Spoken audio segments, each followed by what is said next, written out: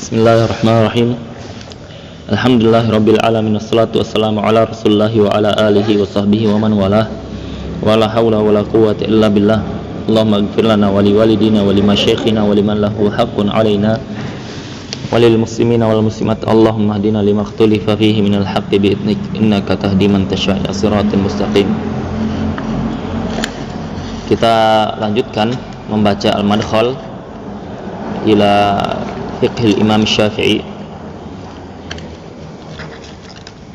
yang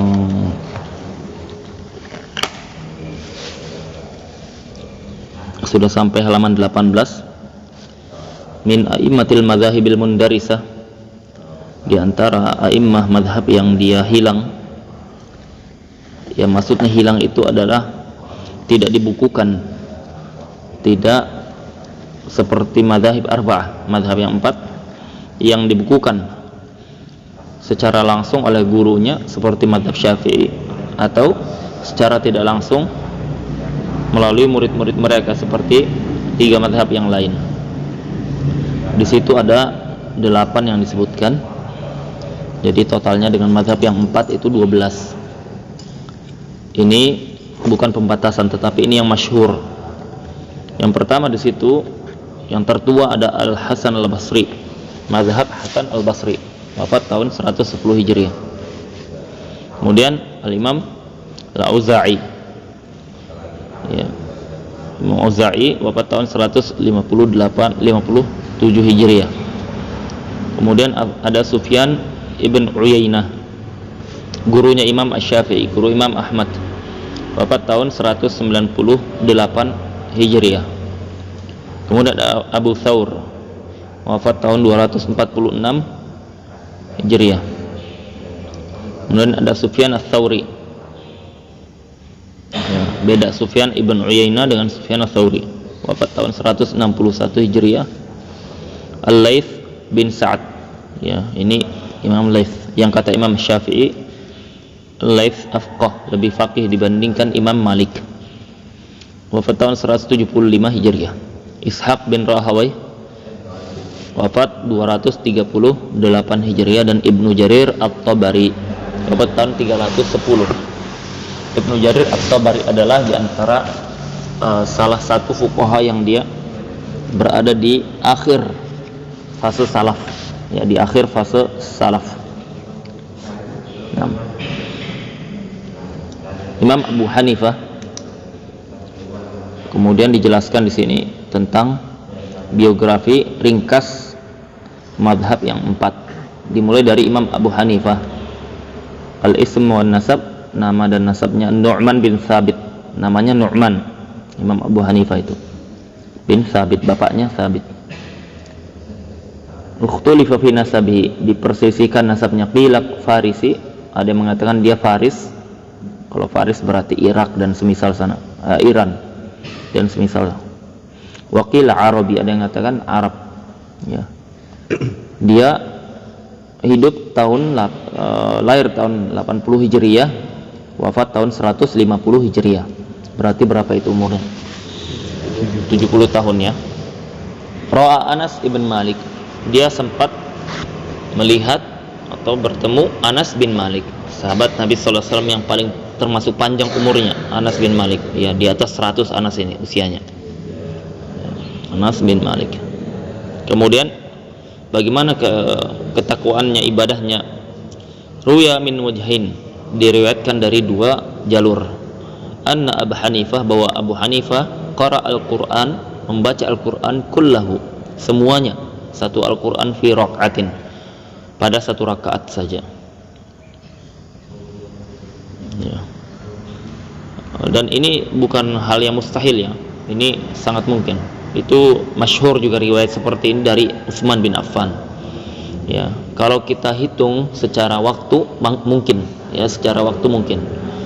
Belum lagi kalau kita lihat dari keberkahan waktu mereka, ya. Kalau berkah waktu itu, waktu tersebut untuk Al-Quran sangat mungkin, ya. Ada orang yang dia kan seperti itu, dia waktunya sehari semalam itu sangat singkat rasanya, sangat singkat, ya, untuk kebaikan tidak ada atau bahkan jarang sekali ya, atau bahkan tidak ada. Ada orang yang dia Masya Allah dalam waktu singkat sudah bisa melakukan ibadah-ibadah yang banyak. Dan ini terjadi di zaman Nabi Sallallahu Alaihi Wasallam. Suatu ketika setelah salat subuh, Nabi Sallallahu Alaihi Wasallam bertanya kepada sahabatnya, siapa di antara kalian yang dia sudah memberi makan anak yatim? Saya Rasulullah, kata Abu Bakar. Ya, saya Rasulullah. Siapa di antara kalian yang sudah menjenguk orang sakit? Saya Rasulullah. Siapa di antara kalian yang subuh ini sudah mengantar jenazah? Saya Rasulullah. Abu Bakar mengangkat tangan itu dalam kondisi apa? Baru selesai salat subuh, berarti dilakukan itu sebelum salat subuh. Ya, sebelum salat subuh. Ya, kata Nabi SAW, tidak terkumpul amalan-amalan ini pada seseorang ya di waktu ini kecuali wajibat alaihil jannah, wajib baginya masuk surga. Ya, wajib baginya masuk surga. Ya, sampai di situ Umar terkaget-kaget, kapan dilakukan itu semua oleh Umar ibn Khattab, oleh Abu Bakar As-Siddiq. Ya, jadi dia ceritakanlah kejadiannya. Di sini dalil bahwasanya boleh kita itu menampakkan amal, ya. Ini dalil boleh kita menampakkan amal di hadapan khalayak bahkan. Ya, jadi tidak mesti orang menampakkan amal itu dia tidak ikhlas. Tidak mungkin Abu Bakar itu tidak ikhlas. Ya, sedangkan dia yang paling ikhlas setelah Nabi SAW dalam masalah amalan-amalan, karena dia pernah direkomendasi Nabi bahwasanya amalan Abu Bakar itu yang ada di hatinya, bukan yang zahirnya. Ya.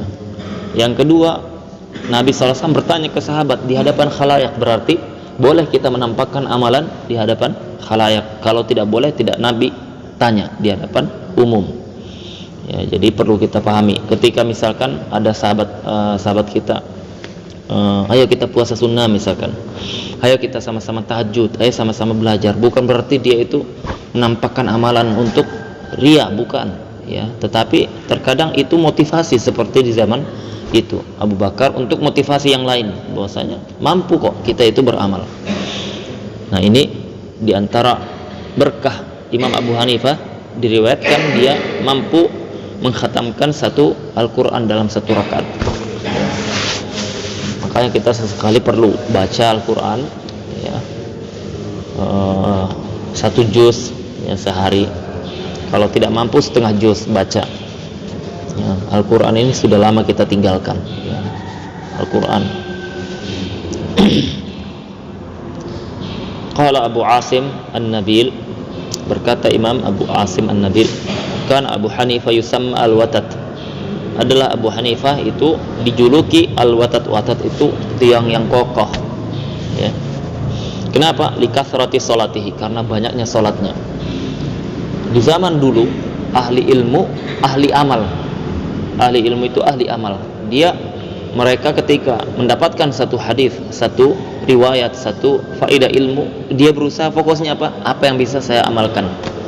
Jadi penuntut ilmu itu yang ada di otaknya, di mindsetnya, apa yang bisa saya amalkan dari kajian hari ini, apa yang bisa saya amalkan dari belajar hari ini. Jadi dia bukan fokus mengumpulkan faidah-faidah, tetapi lebih fokus kepada apa yang bisa diamalkan. Ya, ini kalau kita memiliki hati yang seperti itu, berarti kita diberi taufik oleh Allah Subhanahu Wa Taala. Ya, kemarin sudah kita panjang lebar di Santri Kalong kita jelaskan, yang terpenting dari ilmu itu apa? Adalah keberkahan. Bukan banyak-banyakan riwayat, bukan banyak-banyakan majelis yang kita ikuti, bukan banyak-banyakan hafalan. Itu semuanya penting, semuanya perlu. Tetapi itu wasilah untuk kita dapat apa? Dapat ridha Allah, dapat keberkahan dari majelis ilmu. Makanya kita membaca tentang perjalanan para ulama, biografi para ulama seperti ini, tujuannya agar kita bisa mendapatkan motivasi, agar kita bisa beramal seperti mereka. Karena banyak sholatnya, bukan mentang-mentang dia itu saya sibuk belajar sehingga saya tinggalkan ibadah-ibadah, saya tidak mampu dan seterusnya. Enggak, justru semakin mereka berilmu, semakin mereka tahu tujuan utama dari belajar, yaitu apa? Amal, ya. Tujuan utama dari belajar adalah amal.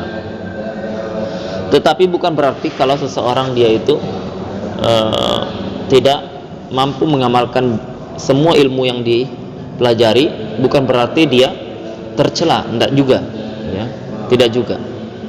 Ya. Ada yang dia amalkan, dia ketika menuntut ilmu, ketika dia belajar, itu sudah bagian dari amal, bagian dari amal soleh.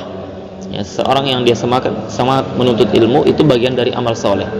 Kalau dia amalkan maksimal, maka itu kesempurnaan, di atas kesempurnaan, ya. Tetapi kalau dia kurang dalam mengamalkan, tetapi dia mencukupkan dengan yang wajib-wajib dia kerjakan, yang sunnah terkadang dia kerjakan, terkadang dia tidak kerjakan, itu tidak tercela juga, ya, tidak tercela juga, ya. Yang tercela itu ketika dia tidak mengerjakan yang wajib atau melanggar yang haram, ya, itu yang tercela.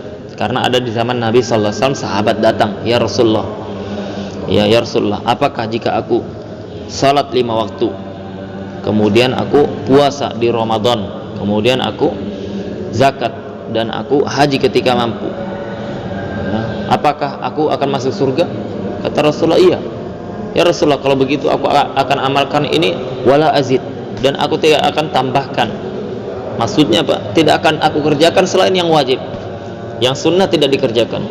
Pergi orang tersebut, kata Nabi SAW, dia akan masuk surga kalau benar ucapannya, ya. Artinya apa?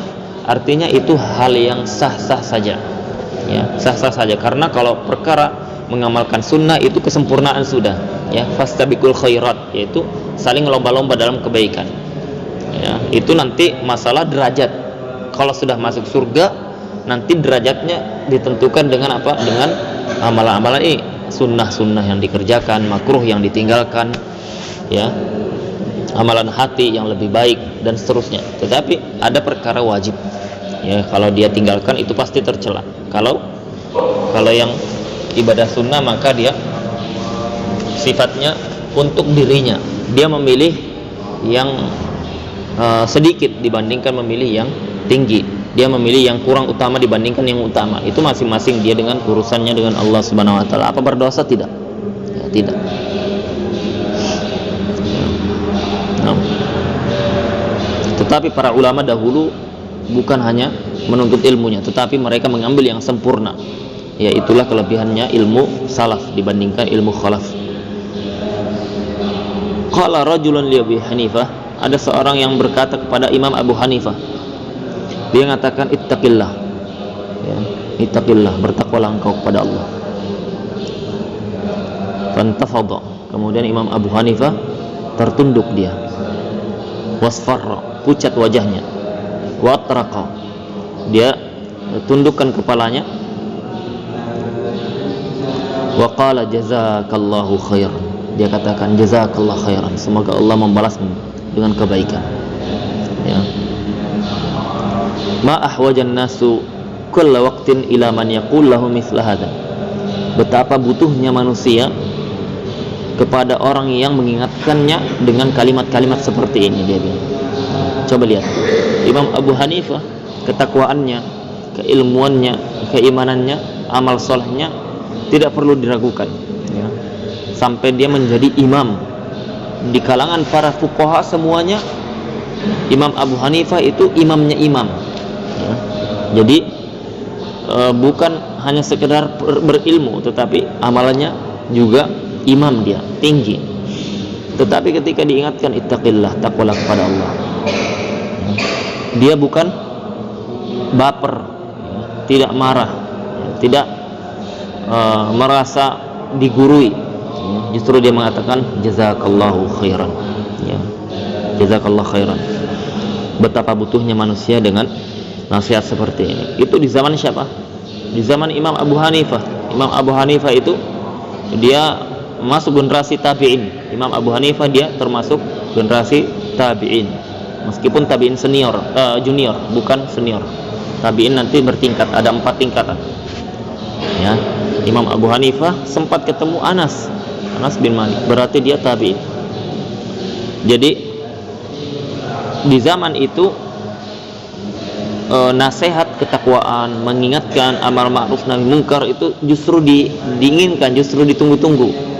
Di zaman sekarang justru kita mengingkari, kita ingatkan, kita nasihati, langsung dia ya. Ya. Akhi, kenapa antum kemarin dah hadir ya? Antum semangat menuntut ilmu ya. Biar antum semakin bisa mengajarkan keluarga antum ya. Nasihat seperti ini besoknya dah hadir ya, dah hadir. Kenapa? Karena kita itu menggunakan perasaan yang tidak dipandu syariat ya, tidak dipandu syariat. Jadi pahami ini baik-baik ini. Ini jalan hidup anak pribadi ya, setelah belajar ilmu ya. Dan ini apa? Ini prinsipnya Umar Ibn Khattab. Prinsip Umar Ibn Khattab ya, kita harus punya prinsip kita selagi sesuai dengan syariat, selagi di situ ridha Allah, tidak peduli kita ya, tidak peduli meskipun harga diri kita jatuh ya. Kita tidak ada harga diri itu kalau sudah bicara syariat ya. Makanya itu dilakukan Nabi SAW ya. Kalau pernah dengar kisah perang Uhud, Nabi SAW itu setelah perang ya, perang kan mereka habis kalah menang ya, perang Uhud itu kocar-kacir kaum muslimin di situ gara-gara tidak mendengarkan Nabi SAW perintahnya. Jangan turun kecuali ada perintah. Turun mereka gara-gara ghanimah, itu gara-gara dunia. Diuji Allah ketika itu gara-gara tadi mereka lebih cinta dengan dunia itu sahabat loh, sahabat. Ingat sudah diingatkan Nabi SAW, tetapi goyah mereka. Diuji Allah Subhanahu Wa Taala. Ketika itu selesailah peperangan, Nabi SAW di atas gunung dengan para sahabatnya. Kemudian ada Khalid ibn Walid ketika itu belum masuk Islam dengan sekutunya. Ketika itu dalam kondisi capek, dalam kondisi belum tenang, panas masih, ada di antara orang-orang kufar yang mencela Nabi ya, yang mencela Nabi. Apa Muhammad ini seperti ini. Umar Ibn Khattab marah sekali. Dia bilang, "Ya Rasulullah, izinkan aku penggal lehernya." Ya. Jangan. Ditahan Nabi sallallahu alaihi wasallam. Ya. Ketika itu dicela lagi, yang dicela apa? Allah yang dicela. Ya. Syariat agama dicela. Ketika itu kata Nabi sallallahu alaihi wasallam, "Malakum, kenapa kalian diam? Lawan mereka." Ya. Kata Umar Ibn Khattab, "Alhamdulillah," katanya. "Demi Allah, tidak ada yang membahagiakanku dibandingkan hari-hari ini. Karena apa? Kami diizinkan untuk membela agama Allah Subhanahu Wa Taala." Bayangkan ya, kondisi pertama Nabi SAW larang Umar. Kenapa? Karena yang dicela ada saya pribadi ya. Pribadi saya biasa, tidak usah terlalu dianggap masukan hati. Nah, ini prinsip ya, ini prinsip ya, dalam agama itu. Kalau dia menyinggung Allah ya, menyinggung Nabi Sallallahu Alaihi Wasallam, menyinggung syiar, menyinggung agama dakwah, maka kita harus bangkit ya. Jangan kita itu diam ya. Tapi kalau dia singgung kita, pribadi kita ya, dia cela kita ya, apa itu Ustadz Syubhat misal, apa itu antum hadiri kajiannya begitu ya. Kalau pribadi tidak perlu ya. Tapi kalau syariat, ngapain misalkan belajar fikih mazhab ya. Fikih mazhab itu tidak ada dalilnya. Fikih mazhab itu ini dan itu ya. Harus kita jawab ya, harus kita jawab, kita bela, karena ini bagian dari syariat ya, bagian dari syariat.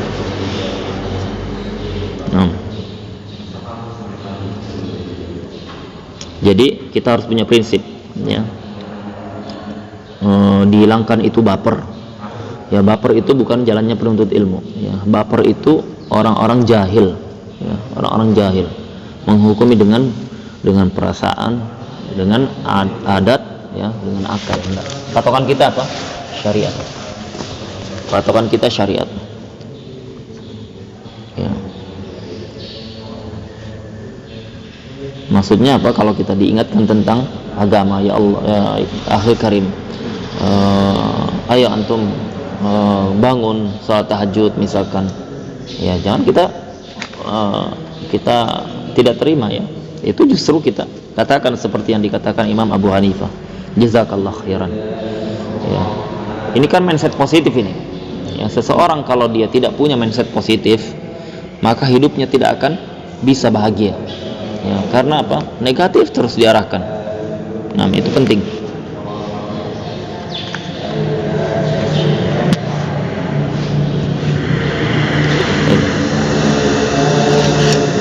Al-ilm wa zaka, keilmuan Imam Abu Hanifah dan kecerdasannya.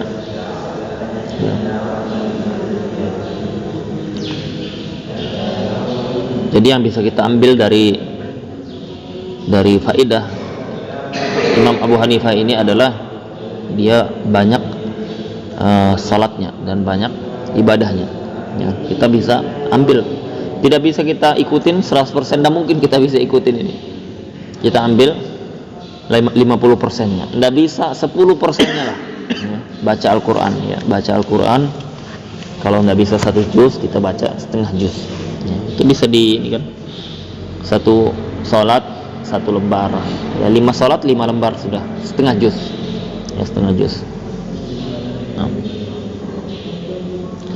Qila li Malik, dikatakan kepada Imam Malik, hal ra'ita Abu Hanifah. Imam Malik ditanya, kamu pernah bertemu dengan Imam Abu Hanifah?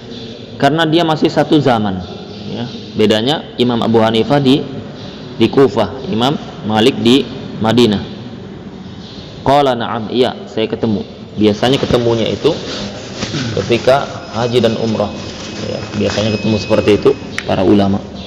Ra'aitu rajulan, aku ketemu seorang ulama, seorang laki-laki, laukal lamaka, kalau dia bicara kepadamu fi hadhihi sariyati, di tembok ini, an yaj'alaha dhahaban, dia katakan dibuat dari emas, laqama bi hujjatihi, dia bisa datangkan hujahnya, dia bisa datangkan dalilnya. Ya, tembok itu terbuat dari apa? Kayu, dari batu, ya, dari semen. Kalau Imam Abu Hanifah bilang enggak, ini dari emas. Apa dalilnya? Dijelaskan dalilnya, dia bisa. Ya, saking apa?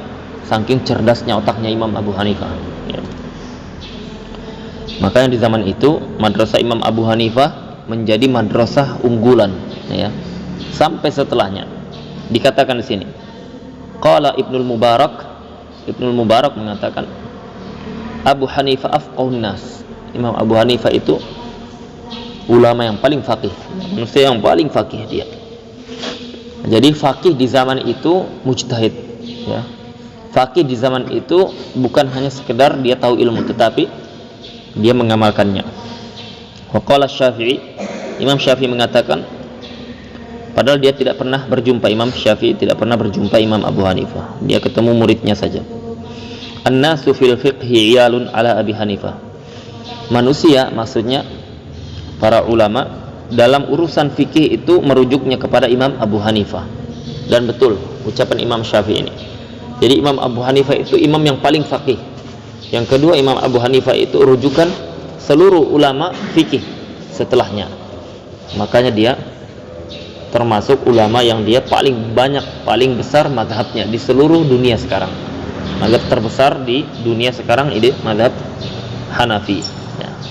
Kemudian mazhab Syafi'i, kemudian Maliki, kemudian Hambali. Nah.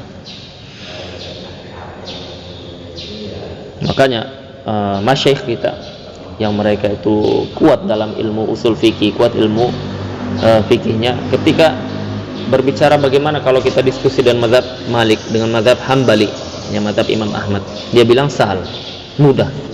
Maksudnya untuk menjawab dalil-dalil mereka mudah. Tapi kalau sudah ketemu mazhab Hanafi, sulit sudah. Kenapa? Karena mereka usulnya berbeda. Kedua, hujahnya kuat. Ya, hujahnya kuat. Jadi mazhab Malik dengan mazhab Abu Hanifah itu banyak bedanya, banyak perbedaan. Ya, itu wajar, ya. Yang kedua, mazhab siapa? Mazhab Imam Malik. Ya.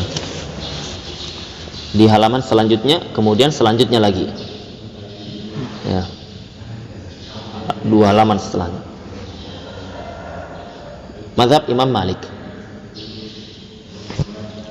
Beliau namanya adalah Malik bin Anas, ya, Malik bin Anas, ya, namanya Malik, bapaknya Anas, ya, bukan Anas sahabat, bukan, bin Malik, bapaknya Anas, Malik lagi, ya, bin Abi Amir, ya. Abi Amir kakeknya yang kedua, ya, kakek di atasnya, kakek buyut kalau kita, Al-Aslahi. Faqad ikhtulifa fi nasabihi ba'da dzalika ma'al ittifaqi ala kaunihi min Qahtan. Imam Malik ini dipersisihkan nasabnya, ya, tetapi disepakati dia dari Qahtan. Wafat atau lahir tahun 93 Hijriah, lahir tahun 93, wafatnya tahun berapa? 179.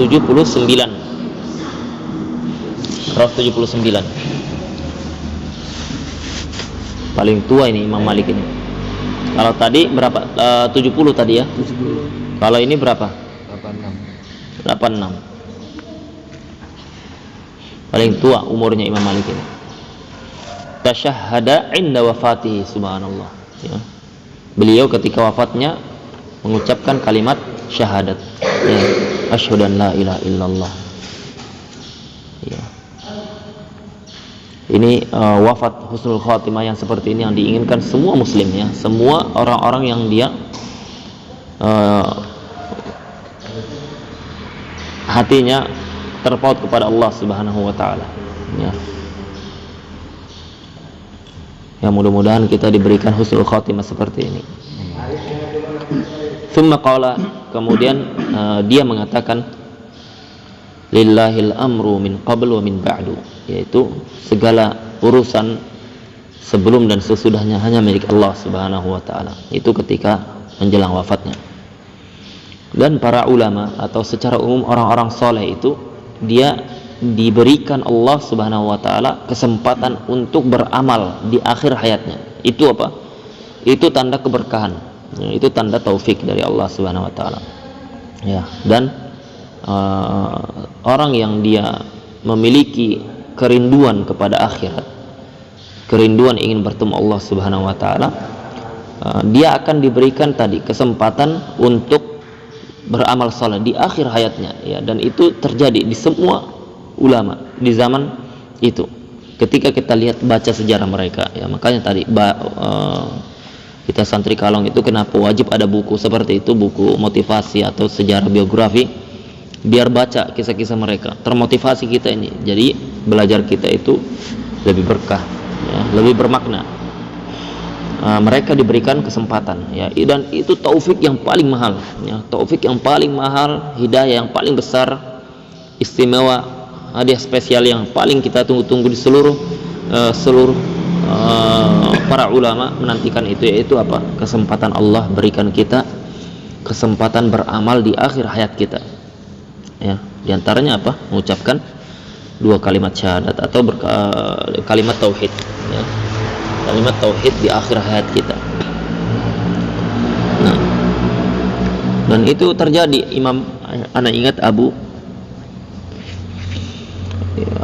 Zur'ah, ya, Abu Zur'ah, anak ingat, beliau ketika hendak wafat seperti itu, karena dia ahli hadis, dia hafal hadis, ya, dia hafal hadis. Sahabat-sahabatnya mau mengingatkan untuk ucapkan kalimat tauhid di akhir hayatnya, tapi dia bingung, ini imam, bagaimana kita ingatkan? Dia imam, ya, dia lebih hafal, lebih paham dibandingkan kita. Jadi murid, teman-temannya, sahabatnya ini ngumpul, ya, kita gini saja, kita ingatkan dengan hadis, ya. Jadi ada yang mengucapkan haddatsana fulan, berhenti. Kemudian yang kedua lanjutkan haddatsana fulan, berhenti. Enggak dilanjutkan, sengaja, ya, sengaja. Kemudian yang ketiga mengatakan haddatsana fulan, enggak dilanjutkannya. Kemudian Imam Abu Zur'ah, ya, melanjutkan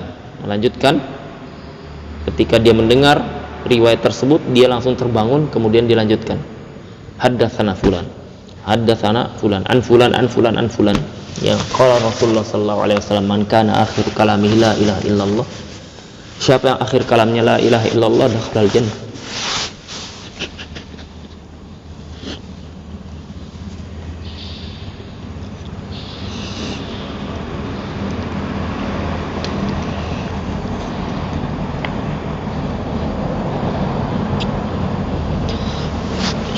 akhir kalamnya la ilaha illallah halal jannah.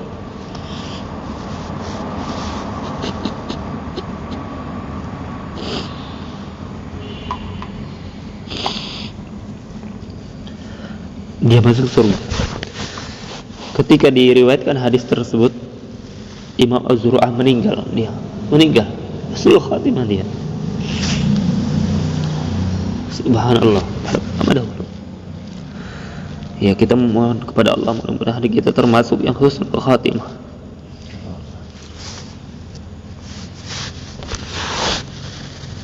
Qila li ukhti Malik, dikatakan kepada saudarinya Imam Malik, maka syughul Malikin fi baiti, apa kesibukannya Imam Malik di rumahnya? Qalat, dia mengatakan al-mushaf wa tilawah, ya, mushaf dan tilawah.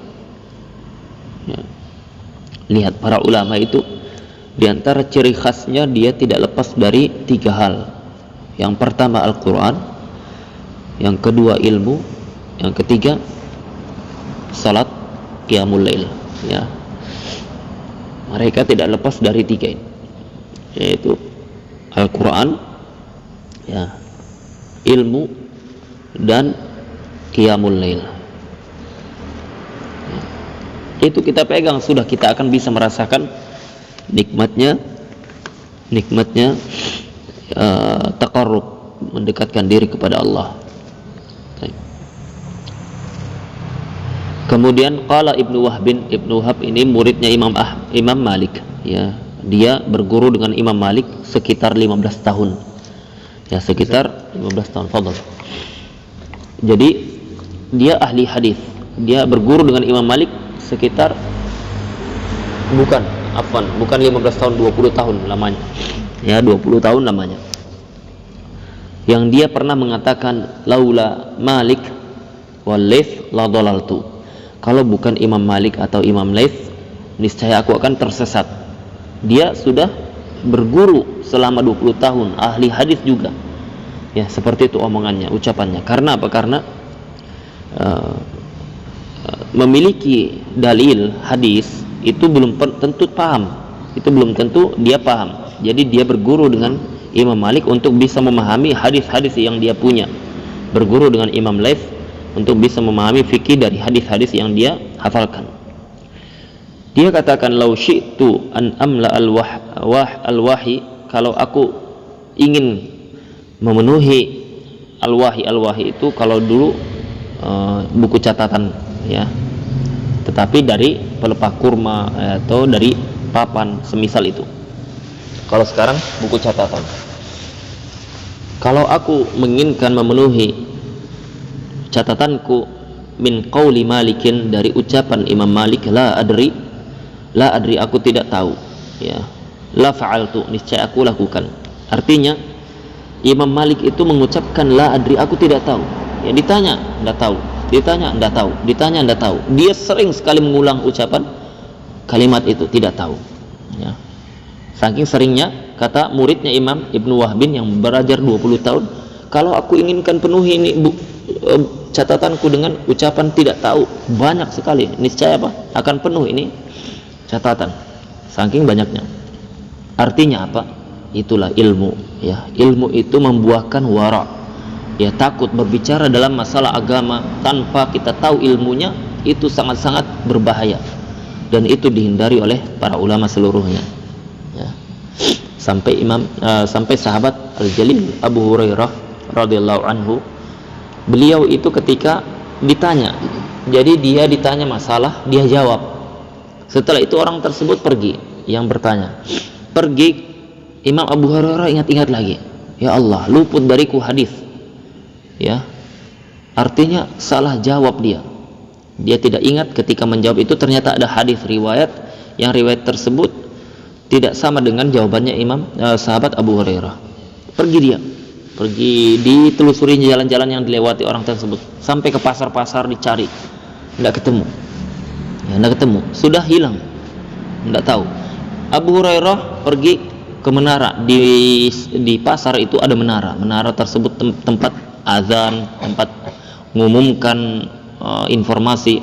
Dia katakan, siapa yang ketemu Fulan bin Fulan, dia meriwayatkan dari Abu Hurairah, saksikan bahwasanya aku telah rujuk ya, itu fatwa yang keliru dan seterusnya. Ya, setelah itu Abu Hurairah turun dan tidak berfatwa sekian lama. Ya, karena apa? Tadi khawatir terjadi kedua kalinya. Jadi dahulu itu berbicara masalah agama, mereka takut betul karena nanti akan tersebar, ini menyebarkan ke itu. Ya, bayangkan kalau itu kesalahan, bahaya sekali.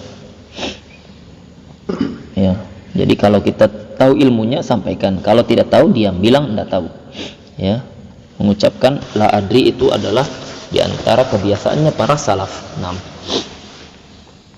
Qala Ibnu Mahdi, ma ra'aitu ahadan.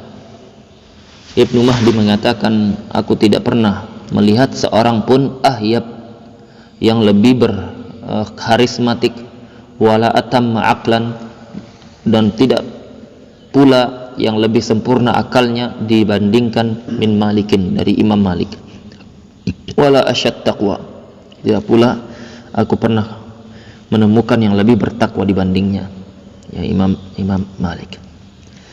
Di antara kebiasaan para ulama di zaman dahulu itu adalah saling memuji, ya, saling memuji, tetapi di belakang mereka, ya, tidak di depannya. Karena memuji di depan itu di antara hal yang dihindari para ulama salaf, ya, dihindari itu karena bisa membuat hati kita rusak. Tapi kalau di belakangnya silahkan, itu dilakukan, bahkan disyiarkan oleh para ulama, ya. Lihat muridnya memuji, sahabatnya memuji, ya, dan seterusnya. Bahkan terkadang guru memuji muridnya, dan itu diantara hal yang dilakukan oleh para ulama salaf kita. Kebiasaan mereka seperti itu. Tujuannya apa? Tujuannya untuk memotivasi orang lain, ya, untuk memotivasi orang lain. Al-ilmu wa dzaka. Bagaimana tentang keilmuannya Imam Malik? Qala hadis la yadribanna an-nasu akbadal ibli fi talabil ilmi. Manusia akan mencari ilmu, rihlah dalam mencari ilmu, fala yajiduna a'lam min alimil Madinah, dan mereka tidak akan dapati yang lebih berilmu dibandingkan ulama alim Madinah. Qala Ibnu Uyainah, ini hadis tadi, itu hadis. Ibnu Uyainah mengatakan huwa Malikun, yang dimaksud adalah Imam Malik. Maksudnya mereka tidak akan menemukan yang lebih berilmu dibandingkan ulamanya Madinah, yaitu yang dimaksud adalah Imam Malik. Ibnu Uyainah mengatakan ma taraka ala dhahril ard ma turika ala dhahril ardi mithluh, tidak pernah ditinggalkan di muka bumi yang semisal Imam Malik, kata Imam Ibnu Uyainah. Ibnu Uyainah itu gurunya siapa? Gurunya Imam Syafi'i, gurunya Imam Ahmad, ya, satu zaman dia dengan Imam Malik. Ya, ta'ahala lil futya, Imam Malik sudah ahli fatwa, wa jalasa lil ifadati, dan duduk untuk memberikan faidah-faidah pengajaran agama kepada masyarakat. Walahu wahidu ishrun sanah, sedangkan usianya baru 21 tahun. Ya, bayangkan di zaman itu ada Ibn Uyainah, ya, ada sahabat-sahabat beliau yang lain yang juga berilmu. Ya, bayangkan itu zaman tabi'in ini, yang dia ketemu Anas bin Malik, sahabat Nabi. Berarti ulamanya banyak atau tidak? Banyak di zaman itu, banyak. Tetapi dia sudah fatwa usianya baru 21 tahun. Ma'a qawlihi, ya, di samping itu beliau mengucapkan ma'aftaitu, aku tidak fatwa hatta syahida li sab'una anni ahlun lidzalika, sampai aku direkomendasikan oleh 70 ulama di zamanku, aku ahli dalam masalah itu. Ya, coba lihat, mereka ketika ingin fatwa, ingin melakukan pengajaran, dia dapat rekomendasi. Ya, Imam Malik mengatakan 70 ulama di zamanku. Ya. Jadi bukan sekedar dia sudah pernah belajar atau dia sudah hafal ini hafal itu, enggak. Dia direkomendasi oleh guru-gurunya atau ulama di zamannya, ya. Seperti itu juga teman-teman kita yang belajar misalkan di Ma'rif atau di Karim sana, ketika ingin mengajarkan satu kitab itu direkomendasi dulu, diizinkan dengan guru atau tidak. diberikan izin atau tidak. Kalau tidak jangan diajarkan, ya. Kalau diizinkan, bismillah, ya. Nah, itu namanya rekomendasi mengajar. Nah, ada Ustaz yang udah diizinkan ngajar gitu, tiba-tiba pas balik. Kalau secara sharih belum pernah dengar, ya, secara sharih belum pernah dengar. Biasanya itu ini disebutkan aja bahwasanya muridku si fulan yang paling bagus pemahamannya atau yang semisalnya, ya. Maksudnya guru tersebut berarti lebih merekomendasi yang disebutkan tadi, ya, bukan berarti yang lain tidak. Ya, tetapi kalau dilarang terang-terangan belum pernah. Kalau yang didoakan dapat hidayah dan seterusnya karena mungkin jalannya sudah menyimpang, ya pernah, anak pernah dengar langsung. Anak punya teman satu majelis yang kemarin anak ceritakan, dia ngumpulkan masalah-masalah bid'ah dalam mazhab Syafi'i, ya, itu dia kemudian pergi ke mana gitu, pergi tempatnya jalur yang biasanya mentahdir semisal itu. Guru kita doakan, ya, mudah-mudahan dia dapat hidayah, ya. Nah, itu seperti itu ada, ya. Beliau di Kalimantan Timur juga. Qala Syafi'i, Imam Syafi'i mengatakan idza dzukiral ulama'u famalikun an-najmu. Jika disebut ulama, ya, ini para ulama, maka Imam Malik itu bintangnya, ya. Imam Syafi'i muridnya langsung memuji gurunya, dan seperti itu pula Imam Malik memuji muridnya, ya. Imam Malik pernah berkali-kali memuji Imam Syafi'i, begitu pula muridnya. Jadi itu diantara kelebihannya salaf.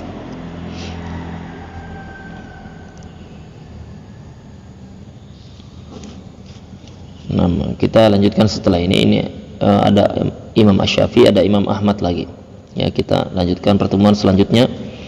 Subhanakallahumma wa bihamdika asyhadu an la ilaha illa anta astaghfiruka wa atubu ilaik. Assalamualaikum warahmatullahi wabarakatuh.